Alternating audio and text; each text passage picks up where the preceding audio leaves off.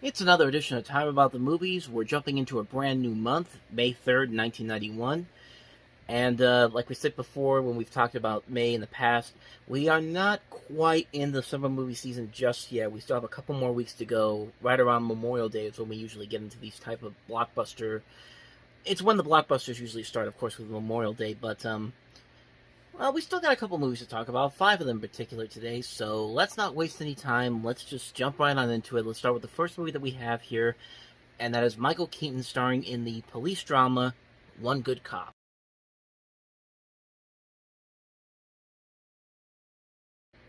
You know, Michael Keaton probably shouldn't have made the movie Pacific Heights before this, where he was a crooked cop, before he does this movie, where he's supposed to be a good cop. And the good cop in the title doesn't really add up here. I mean, this is a complicated movie to really get into because, on the one hand, I could kind of see what they're going for here. I could see what they were trying to do here, but unfortunately, the script just does not work as well as I think they wanted it to. Michael Keaton's clearly trying his best here, as is Rene Russo, who plays his wife in this. It's not a bad concept here. You have a guy who his police partner is killed, and so he has to take in his family. And there's a lot there that could be done here if you but it's one of those movies where it tries to do the typical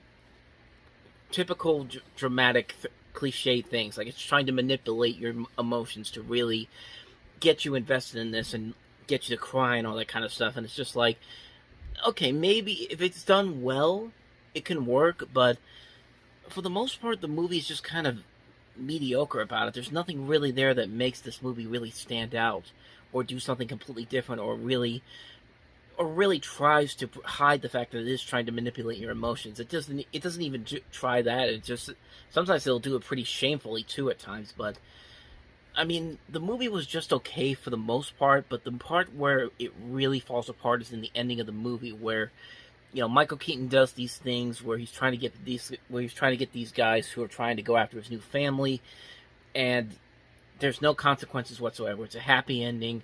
Keaton doesn't lose his job. He doesn't face any charges, and just some of the things that they do here in the climax, like, I mean, I get it. You want to have a happy ending. You want to make a crowd-pleasing movie, but sometimes you got to show the cold, hard truth about what would really happen in a situation like this. And what they do here is just like, no, man, there's no way you can make this a happy ending and make it seem like it's okay. It's just like, the stuff that he does in the end of this movie is just, it just makes no sense for it to end up like it is. Like, he gets off completely scot-free, and it's just happy ending. Hope you enjoyed it, audience. We don't want to question your ability to think about this. We just want to give you what you want to see, and it's just like, it just doesn't work. It just doesn't work as a whole. And like I said, it's a major disappointment on so many levels, because you can clearly see that there's stuff in here that could work.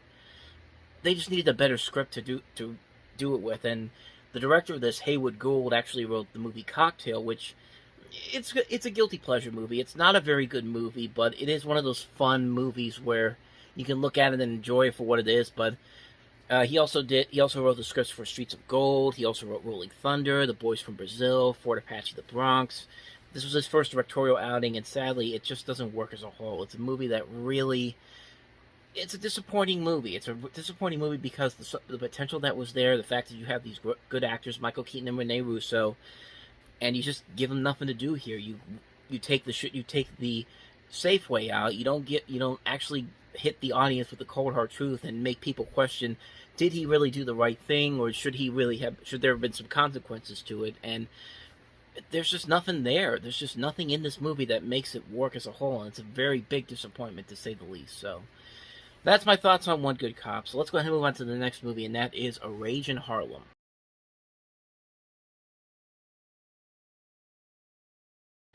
A Rage in Harlem stars, of course, Forest Whitaker, Gregory Hines, Robin Givens, and Danny Glover.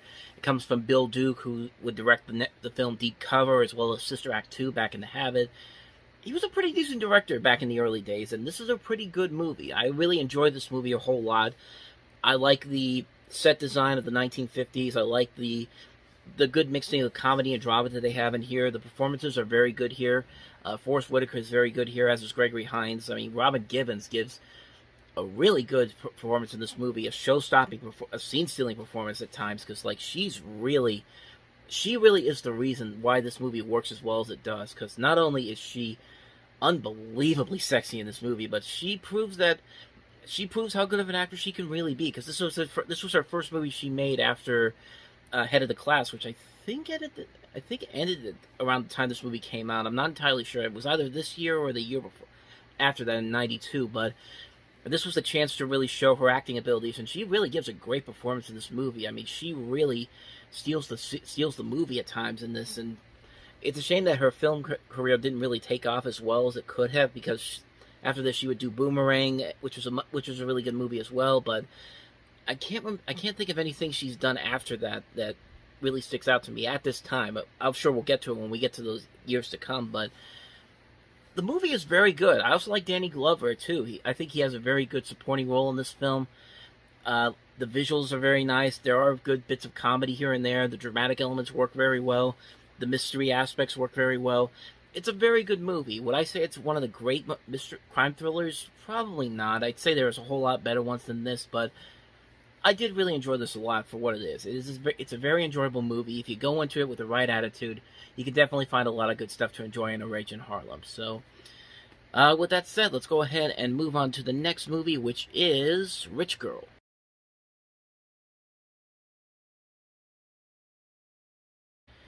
Well, she's a rich girl, and she's gone too far, because you know it don't matter anyway, because she can rely on her old man's money. She can rely on her old man's money. And if she was a rich girl,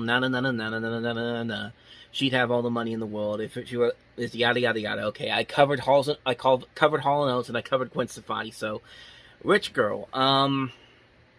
Yeah, I don't remember too much about this movie.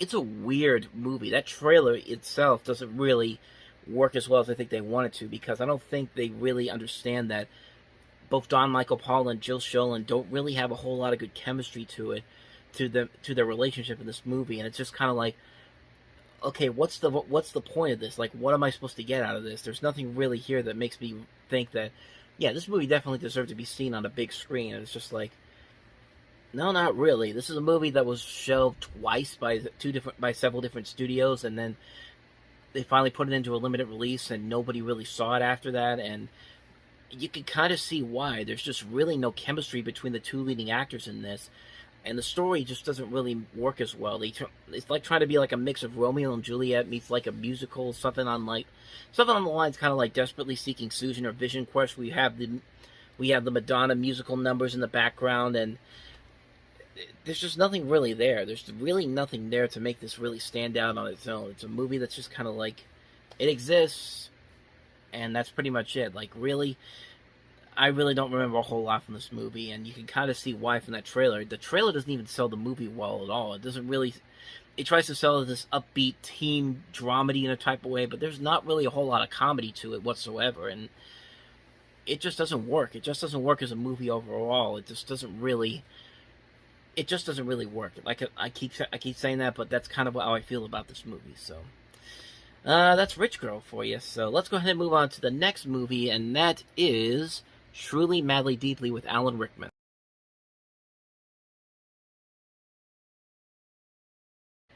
Interestingly enough, this was directed by Anthony Minghella, who this was actually his first movie he had made in 12 years, because prior to this, his last movie was made in 1978.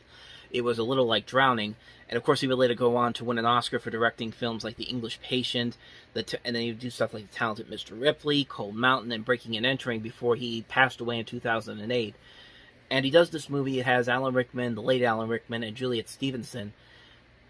And in some ways, this kind of feels like a little bit like Ghost in a way, at first. But then you see all the other ghosts in here that come out and get involved in the situation here, and you also have the Juliet Stevenson character falling for another man, while she's also being haunted by her late husband, or boyfriend, I should say. They weren't really husband, and they weren't really married in this. But I saw this a couple years ago, and I didn't think it was all that bad. I actually thought it was pretty good for the most part. It really is something different from Alan Rickman, who at the time was starring in all these villain roles.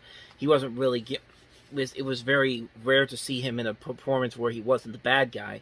And here it is right here, and he's actually playing it very well. You do believe the chemistry between him and Juliet Stevenson, and the complicated situations that she puts herself into with this ghost that keeps following her and this new guy that she falls in love with. And it's a very good, it's an overall pretty enjoyable movie. I like the way that it plays with your expectations. It doesn't really go the same cliched little thought premise that you might think it go into, but it is a pretty good movie. It's a very fun film, a very well-made film. If you like Anthony Minghella's his later works like The English Patient, Cold Mountain, that type of stuff, definitely give this one a shot. It's definitely a very underrated film in my opinion.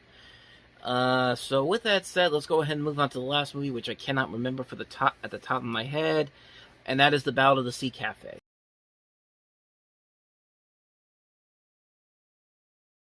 Or The Battle of the Sad Cafe. Yeah, I've got nothing on that one. That was my fault. But, so you have Vanessa Redgrave, you've got Keith Carradine, you got Rod Steiger, Earl Hindman from Home Improvement is also in this, and the director of this is actually the antagonist from Ace Ventura: When Nature Calls. The villain of that movie is actually the director of this film. That's pretty much all I got for you, because I've never seen this movie, honestly, but, doesn't seem like it's that bad. I mean, it's a movie that looks like it's kind of like an anthology, kind of, which is based off of different stories from this book called The Battle of the Sad Cafe, and it's an Ismail Merchant film. Merchant Ivory, of course, produced this, and this is kind of what I expect from Merchant Ivory, honestly. But yeah, like I said, I haven't seen the movie, so I can't really comment on it. You also got Austin Pendleton in it, Lanny Flaherty, Ann Patonak, Cork Hubbard. Yeah, like I said, that's really all I got for you, because I haven't seen the movie. I can't really comment on it, but I can say that it did come out this weekend, and just basically mark another one off the list, quite honestly, because I really have nothing else to say about it since I haven't seen it. But like I said, it could be something good, but maybe one day I'll definitely check it out. But I'm not in a rush to see it right now. So that's my early thoughts on the Battle of the Sad Cafe, just by going off of that trailer alone. And so on that note, we wrap up another edition of Time About the Movies. Next time around, we'll jump into May 10th, 1991. We've got the sequel that everybody's been waiting for in FX2. Yeah, I don't know if anybody was really looking forward to FX2, but we'll definitely delve into that one. We'll also delve into Blake Edwards' comedy Switch with Jimmy Smits and Ellen Barkin, the documentary Madonna, Truth or Dare, and also Sweet Talkers. So 4 movies to look at next time around. So with that said, thank you guys for watching, and if you want to see more videos like this, check out the playlist on the next page, check out the previous episode, and I'll see you guys tomorrow for another new episode. So thank you for watching, I'll see you guys tomorrow, and until then, take care.